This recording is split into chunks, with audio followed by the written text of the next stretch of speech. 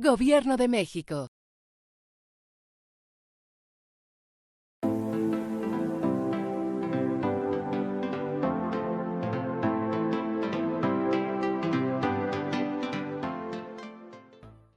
Antes que nada, buenos días y muchas gracias a todos quienes me acompañan en este evento. Y también quiero agradecer a la doctora Rosa María por todo su acompañamiento y sus enseñanzas durante todo este proceso que fue largo. Ya acabó. A la doctora Rosario Steino, a la doctora Gloria Queipo y a la doctora Elsen Mayans, porque también me hicieron aportes que fueron muy importantes en este trabajo y pues gracias a eso estamos concluyéndolo ahora, ¿no? Bueno, también quiero hacer un agradecimiento a Andrea Torres, quien es la directora de la Asociación Síndrome de Turner México, porque pues ella me permitió acceder a los grupos de apoyo y a todas sus experiencias y pues a todas las mujeres que participaron en esta investigación. Para comenzar, es importante pues tener un panorama general de lo que es el síndrome de Turner, ya que como es una condición genética pues desconocida o poco conocida, pues hay que saber de qué se trata, ¿no? Entonces, el síndrome de Turner es una condición genética que se origina por la pérdida parcial o total de un cromosoma sexual. Esto provoca que todas las pacientes que lo padecen son mujeres, dado que el cromosoma que falta es el que determinaría el sexo masculino o femenino. Entonces, al faltar este, pues todas las pacientes son mujeres. Em, es la única monosamía compatible con la vida, es decir, si hay la pérdida de otro cromosoma, pues la vida sería inviable. En este caso, sí se puede. Y se presenta en una de cada 2.500 personas nacidas vivas. Lamentablemente en México no hay datos como más precisos sobre cuántos casos existen en nuestro país. Solamente está en el sistema de salud pública esta información. Otra característica del síndrome de Turner es que se puede presentar como mosaico. Esto quiere decir que en algunas pacientes hay tanto células Turner como células normales o células regulares donde no se perdió el cromosoma. Esto es importante no solo porque da variabilidad fenotípica a las pacientes, sino porque para ellas tiene un significado importante el ser o no ser mosaico, que más adelante pues les explicaré un poco más al respecto. Y bueno, aquí hay un esquema sobre algunas de las principales características físicas que se pueden encontrar en las niñas con síndrome de Turner. La principal de ellas es la talla baja. El 99% de los casos presentan talla baja. En algunos casos presentan linfedemas, que son inflamaciones en pies y manos. También el cuello alado, que es un cuello corto que tiene pliegues en los costados. Y de manera interna, la mayoría de ellas también presenta disgenesia gonadal, que es una pérdida de los ovarios o los ovarios en forma de estrías que no están bien formados. Igualmente que el útero, esto también genera la ausencia de menstruación y infertilidad. Y bueno, conociendo estas características, ¿cuál es el problema de investigación que se planteó? Se construyó a partir de tres ejes principales. Uno de ellos tiene que ver con las dificultades de salud, la construcción de redes y las estrategias de atención desde la medicina, es decir, todo lo que tiene que ver directamente con las consecuencias del síndrome de Turner y la manera en que se construyen las diferentes trayectorias de atención de estas mujeres, los actores sociales que intervienen, las condiciones estructurales y los recursos que cada familia tiene para atender esta condición. Por otro lado, tenemos la socialización, la estructura y la dinámica familiar. Esto tiene que ver con las estrategias individuales, familiares y colectivas que construyen las mujeres con Turner para afrontar las consecuencias de su padecimiento y las relaciones sociales y su vida cotidiana. Y por último, lo que tiene que ver con las subjetividades, la sexualidad y la construcción de la identidad. Porque el síndrome de Turner, al ser un trastorno que causa desarrollo irregular de características sexuales, pues impacta directamente en la manera en que se relacionan las mujeres con síndrome de Turner, sobre todo cuando se trata de relaciones afectivas. Los objetivos de investigación pues están dentro de estas mismas tres ejes, que son los que guían toda la investigación y el desarrollo de la tesis. Primero sería describir y analizar las diferentes trayectorias de atención y las estrategias con las cuales afrontaron su condición, así como las diversas consecuencias físicas, fisiopatológicas y psicológicas que se derivan del síndrome de Turner. También describir y analizar los significados, experiencias de socialización en su vida cotidiana y las afectaciones que el síndrome de Turner tiene en diferentes contextos en que se desenvuelven. Y describir y analizar las representaciones sobre su cuerpo, la construcción de su identidad y la configuración de sus proyectos de vida. Y en esta misma línea, las hipótesis de investigación tienen que ver con las trayectorias de atención de las mujeres con síndrome de Turner, que se construyen con base en las experiencias tanto de las mismas mujeres como de sus madres, en tanto que son ellas siempre las cuidadoras principales y de los recursos con los que cuenta cada familia. Por otro lado, también otra hipótesis es que las niñas y mujeres con síndrome de Turner, en conjunto con su familia, sobre todo con sus madres, construyen estrategias individuales y colectivas para afrontar o asumir las consecuencias de este padecimiento, entre ellas maneras de encubrir y ocultar, evadir su condición y las consecuencias. Y por último, las mujeres con síndrome de Turner configuran su identidad considerando sus experiencias de padecimiento y las dificultades que este puede generar en su corporalidad, su vida cotidiana, su proyecto de vida.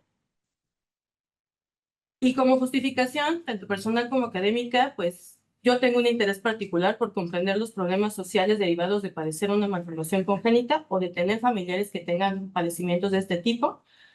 Y en cuanto al académico, es que hay pocas investigaciones, sobre todo desde ciencias sociales, que aborden temas como el síndrome de Turner o condiciones de este tipo, y los problemas psicosociales que se relacionan con las prácticas y representaciones de la sexualidad y género, que tienen un impacto particular en las mujeres con síndrome de Turner.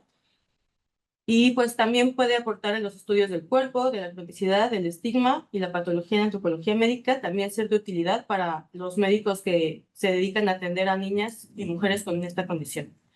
Por otro lado, tiene una justificación práctica, que es que tuve el acceso a los grupos de apoyo y a las actividades de la asociación, y que esto también ayuda a dar una mayor visibilización al síndrome de Turner y a sus implicaciones.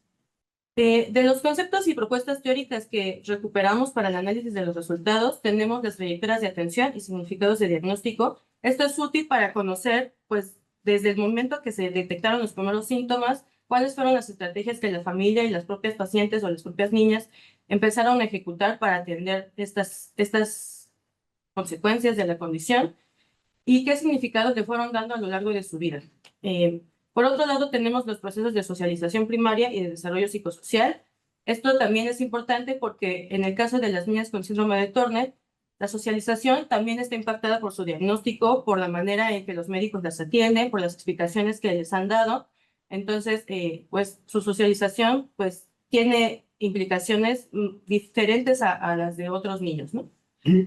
Las prácticas y representaciones de género y sexualidad, esto es importante porque, como hemos mencionado, el síndrome de Turner afecta el desarrollo de caracteres sexuales. Por lo tanto, también afecta la manera en que se perciben a sí mismas desde estos ámbitos, ¿no? Desde la sexualidad y las representaciones de género.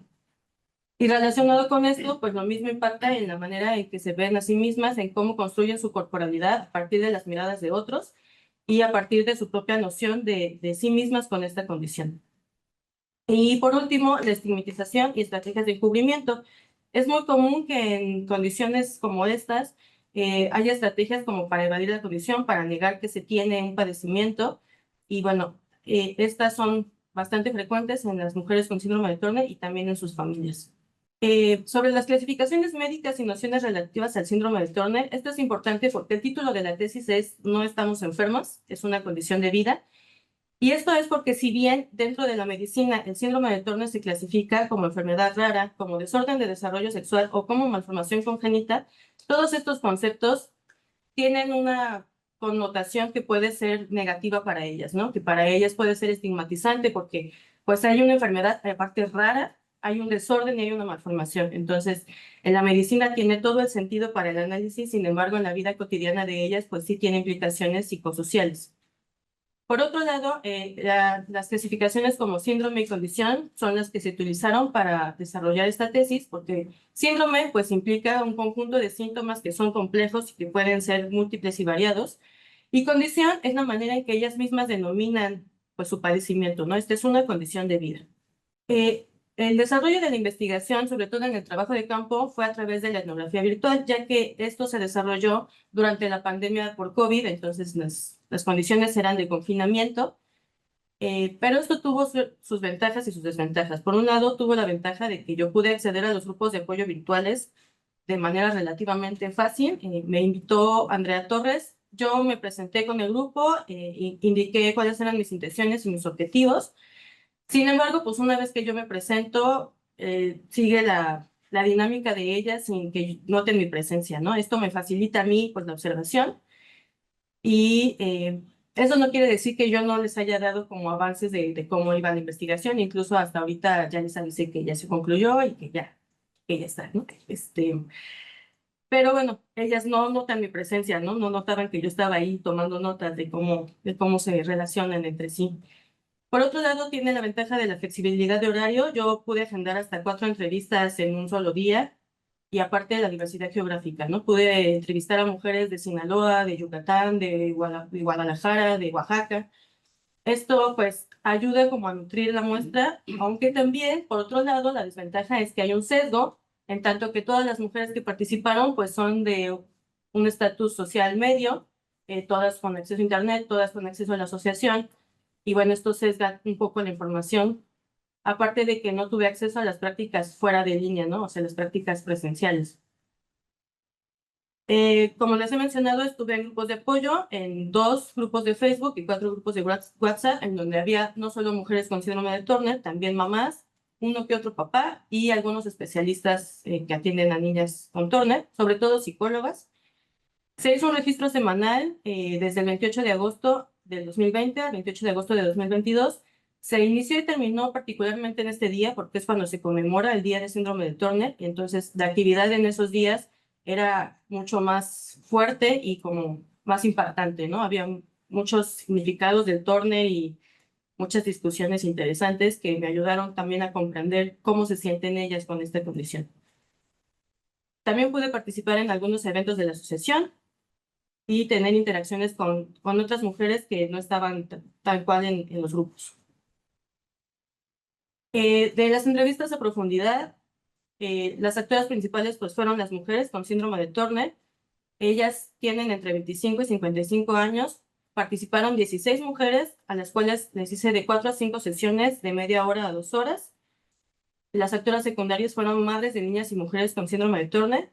Participaron 7 mamás, de las cuales 3 son mamás de las mujeres del grupo principal, de 2 a 3 sesiones de media hora a 2 horas, para un total de más de 100 entrevistas, entonces ya bastante información. Y como actores complementarios, tuve la oportunidad de participar, de entrevistar a 6 médicos, 2 endocrinólogos y 4 genetistas.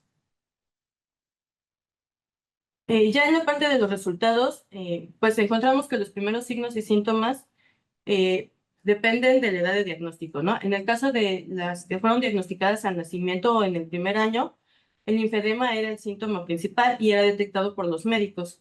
En el caso de las que fueron detectadas ya en la infancia, antes de los 10 años, la principal característica que encontraron fue la talla baja y fue detectada en algunos casos por las madres, en algunos casos por algún profesor o incluso por ellas mismas que se percibían como más chiquitas con respecto a sus compañeras de la escuela, ¿no? Y en el caso de los diagnósticos que se dieron después de los 10 años, fueron por falta de desarrollo puberal o amenorrea primaria, es decir, se daban cuenta las niñas que no estaban teniendo un desarrollo regular en comparación con sus compañeras, y esto fue lo que detonó la búsqueda de un diagnóstico. Eh, en cuanto a la cantidad de mujeres que fueron diagnosticadas en estas etapas, 7 de 20 casos de los que yo vi se diagnosticaron en la etapa neonatal, 7 de 20 casos fueron por talla baja en la infancia y 6 de 20 casos fueron por talla baja o amenorrea en la pubertad, en la etapa de la pubertad. ¿Qué explicaciones dan los médicos? Aquí es importante mencionar que yo estoy basando sobre todo en los testimonios que ellas me dieron, ¿no? En lo que ellas recuerdan que se les dijo, y eso no quiere decir que ocurra en todos los casos así. Los médicos suelen centrarse en la infertilidad, ¿no? Es como, tienes síndrome de Turner, no vas a poder tener hijos. Esto es como lo que la mayoría de las mujeres menciona que se les explicó. Sin embargo, pues ya hablando yo con los médicos, algunas, sobre todo las médicos mujeres, me dijeron que ya ellas no están de acuerdo con centrar su diagnóstico en la infertilidad porque no es la problemática más importante del síndrome de Turner, ¿no? Pero anteriormente pues parece que sí se utilizaba como el centro y esto también causa implicaciones psicosociales porque para las mamás suele ser una tragedia el que les digan que sus hijas no van a poder tener hijos, ¿no? Entonces, esta misma noción se les introyecta o se les queda a las niñas y cuando van creciendo, pues las hace sentir insuficientes o las hace sentir de alguna manera incompletas porque no pueden tener hijos y ellas perciben que eso es como algo muy fundamental de ser mujeres, ¿no? En cuanto a los tratamientos de la infancia, todas las participantes llevaron seguimientos durante la etapa pediátrica. Estos seguimientos para algunas de ellas fueron pues negativos en tanto que el trato de los médicos a veces era un poco brusco y bueno, también las hacían sentir diferentes, ¿no? Porque era sacarlas de la escuela 2 veces a la semana, cada tanto tiempo y estarlas medicando y eso también genera en ellas como una, un sentimiento como de aislamiento, como de diferencia, ¿no? Y el principal tratamiento en la infancia es la hormona de crecimiento, aunque no todas ellas tuvieron acceso, 9 de ellas no lo tuvieron por distintas condiciones. Una de las más importantes es que no hay la hormona de crecimiento en el sistema de salud pública. Otra es porque pues, los médicos decidieron que no sería efectivo, o los mismos papás decidieron que no valía la pena someter a sus niñas como a estos tratamientos, ¿no? En cuanto al inicio de la pubertad, para todas ellas fue difícil, porque de por sí es una etapa difícil para todos, todas, pero en el caso de ellas es cuando todos los síntomas se vuelven evidentes, ¿no? Todas sus diferencias corporales se hacen evidentes con respecto a sus compañeras y eso las hace caer en cuenta de que hay algo ahí que no está normal con respecto a las demás, ¿no? Aquí empieza a haber un montón de problemas emocionales, se tienden a aislar, empieza a haber también algunos problemas también de acoso escolar y bueno, empiezan a repensar su proyecto de vida, ¿no? Porque se dan cuenta que a lo mejor no van a poder tener el futuro que se espera en general de las mujeres como de ser esposas y madres, ¿no? Y ya cuando son adultas, muchas de ellas ya no tienen el seguimiento, no hay una conexión entre la parte pediátrica con la parte adulta de parte de los médicos. Entonces, una vez que terminan su etapa pediátrica, muchas de ellas quedan pues a la deriva eh, y pues eso también les provoca algunos efectos de salud. Algunas de ellas deciden que está bien, que prefieren asumir las consecuencias directas del síndrome de Turner que las consecuencias del tratamiento. Eh, Y bueno, ya pasando al siguiente capítulo, los resultados que tienen que ver con la familia y la socialización, pues es importante mencionar que en todas las familias hubo una necesidad de reorganizar la dinámica para enfocarse en los cuidados de la niña con síndrome de Turner, ¿no? Esto implicó que hubiera conflictos entre las parejas, entre los esposos, que hubiera conflictos entre los hermanos y pues que llevar a los hermanos incluso a tener otros padecimientos que a veces resultaban más serios que el síndrome de Turner mismo, ¿no? Eh, es importante mencionar esto porque pues creo que muchas veces se deja de lado como lo que pasa en el resto de la familia, ¿no? Y en este caso sí se mencionó muy fuerte que las mamás tienen como un sentimiento de culpa respecto a sus otros hijos que los desplazaron para atender a la niña con síndrome de Turner. Por otro lado, una de las estrategias que es muy utilizada es el encubrimiento. Incluso los médicos, menciona este testimonio, que los médicos no estaban bien informados, que no sabían aconsejarte bien y que le aconsejaban que no lo dijera a la familia porque iban a pensar o a tratarlo de manera diferente, ¿no? Esto para esta mamá en particular, pues fue contraproducente porque se sintió muy sola, ¿no? Sintió que tenía que lidiar sola con el padecimiento de su hija hasta que finalmente pues, se decidió a contarlo y ya recibió el apoyo que necesitaba.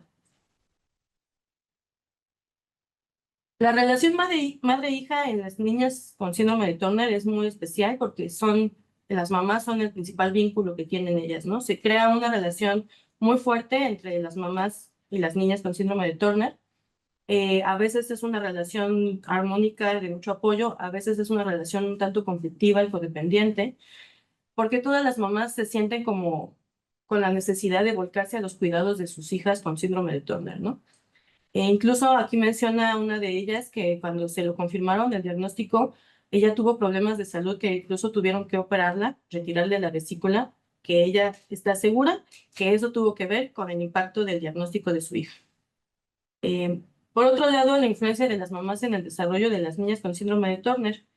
Esto es muy importante porque es parte de la socialización primaria y de la manera en que las niñas van a formar su propia identidad más adelante, ¿no?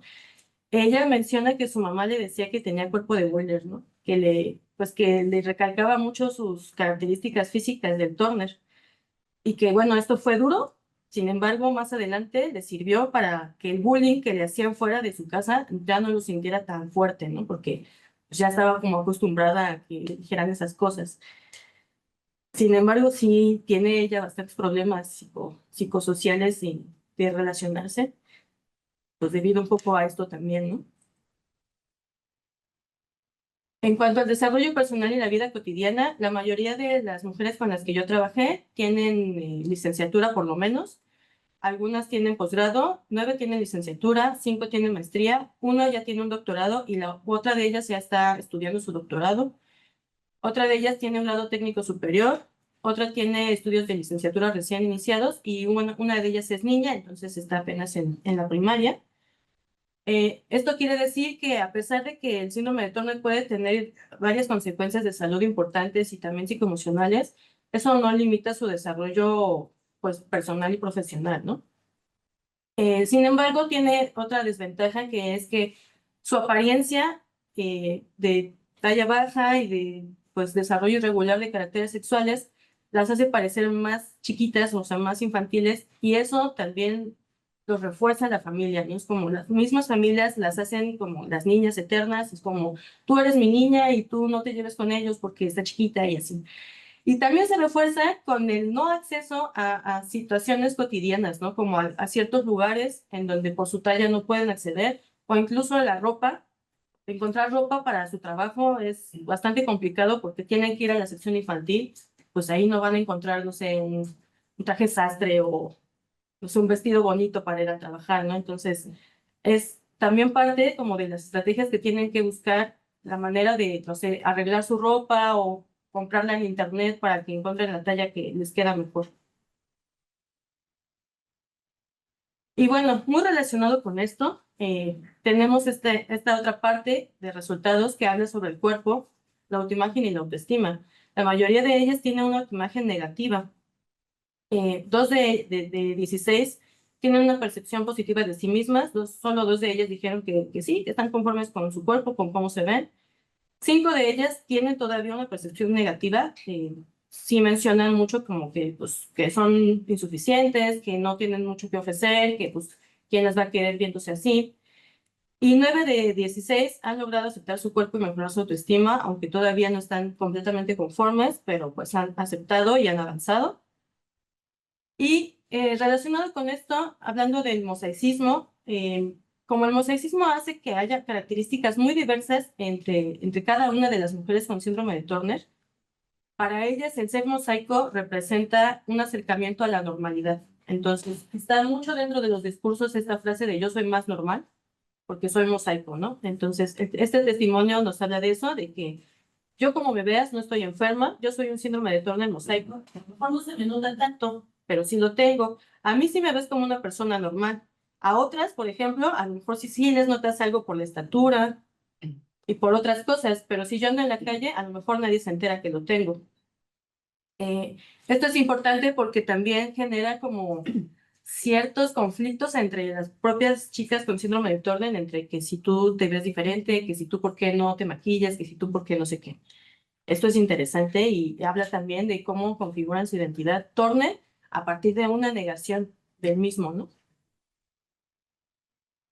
Y bueno, en cuanto a la sexualidad y la maternidad, pues hablábamos de que el síndrome de Turner, al ser un desarrollo de características sexuales irregular, pues limita el desarrollo de la sexualidad de estas mujeres, no solamente fisiológicamente, sino ya de manera como social. La mayoría de ellas no tienen a la sexualidad presente en su vida, o sea, para ellas es como algo sin relevancia. Quienes tienen pareja o han tenido pareja, pues sí han iniciado vida sexual, sin embargo, si no hay pareja, para ellas tampoco es como algo tan importante, ¿no? Por otro lado, tienen aspiraciones muy fuertes de maternidad. Esto tiene que ver también con lo que hablábamos hace unos minutos sobre las explicaciones médicas, ¿no? Que ponen a la infertilidad como centro, como el problema más fuerte del síndrome de Turner. Y pues eso hace que sus representaciones sean que es necesario o que es importante ser madre, ¿no? Sin embargo, pues muchas de ellas han encontrado estrategias como para suplir esa necesidad. Algunas han buscado adoptar, una de ellas lo logró y tiene 2 hijos. Otras de ellas son profesoras de educación básica y algunas de educación especial. Y otras de ellas, pues también se han vuelto como cuidadoras en sus casas, ya sea de sus padres, de sus sobrinos o de mascotas. Para ellas el cuidar es una forma como de maternar también o de suplir esa necesidad de maternidad. Y bueno, ya para terminar, la construcción de identidades Turner, ¿no? Ellas se dicen a sí mismas así: yo soy chica Turner, Turner mosaico, Turner completa, Turner clásico. Se van diferenciando de acuerdo a las características que perciben. Eh, Sin embargo, todas se asumen Turner. No para todas es algo positivo, aunque todas saben que el Turner ha impactado en sus vidas de todas las maneras, ¿no? Y algunas sí le han encontrado muchas ventajas, como Andrea, que es la directora de la asociación. Ella dice que al principio sí, el diagnóstico de síndrome de Turner fue muy fuerte, que ella lo quería negar, que ella no quería atenderse, que ella no quería nada. Y pues afortunadamente tuvo los recursos como para conocer a más mujeres Turner, para informarse muchísimo. Y después ella misma se abocó a pues atender las necesidades de otras chicas con síndrome de Turner. Entonces ella se dedica completamente a Turner, ¿no? Ella incluso tiene una maestría en terapia familiar que se enfoca en atender a familias con niñas con síndrome de Turner, ¿no? Entonces para ella el síndrome de Turner es todo, ¿no? Todo en su vida. Y lo hizo algo positivo. Y bueno, como conclusiones generales, dentro de los mismos tres ejes que hemos desarrollado, tenemos que hay dificultades estructurales de acceso a diagnóstico y tratamiento, porque hay un desconocimiento incluso de los médicos respecto a lo que es el síndrome de Turner, y por lo mismo hay poca difusión sobre las consecuencias que tiene esta condición. La falta de registro de los casos también pues limita mucho la información que hay sobre esto, y la falta de comunicación entre especialistas. Es muy difícil que un genetista se junte con el endocrinólogo, con el cardiólogo, con el nefrólogo, con todos los especialistas involucrados en el síndrome de Turner para tener una atención integral de sus pacientes. Y por lo mismo, pues tampoco hay una atención enfocada a la familia, ¿no? La importancia de las representaciones sociales de género y sexualidad, lo que hablábamos de que se asocia mucho la maternidad con lo femenino o con el ser mujer, y pues ellas al tener esta dificultad para ser madres de forma biológica, también tienen dificultades con su identidad como mujeres, ¿no? O sea, porque es como, no soy una mujer completa porque no puedo tener hijos, porque no me veo de cierta manera, etcétera. Y por último, la influencia y las repercusiones de la dinámica familiar y la socialización. Las dificultades que hay con los hermanos, la relación madre e hija, los problemas de acoso y de aislamiento social impactan mucho también en la manera en que ellas configuran su identidad y en la manera en que se relacionan con su entorno y consigo mismas. Como consideraciones finales, es importante pues que los médicos que atienden a estos pacientes generen una base de datos que incluya todos los casos que se han diagnosticado y pues más información, ¿no? Las edades de diagnóstico, los síntomas y demás. Que se ponga más atención en las dificultades relacionadas con la sexualidad de las mujeres con síndrome de Turner, porque esto parece que no es algo que en consulta los médicos le pongan mucha atención. Sin embargo, pues sí, en sus vidas es importante. Em, que se lleve una atención integral que incluya todas las especialidades médicas, así como a las familias, y que se mejore el desarrollo de la autonomía de las mujeres con síndrome de Turner. Y eso sería todo. Muchas gracias. Muy bien.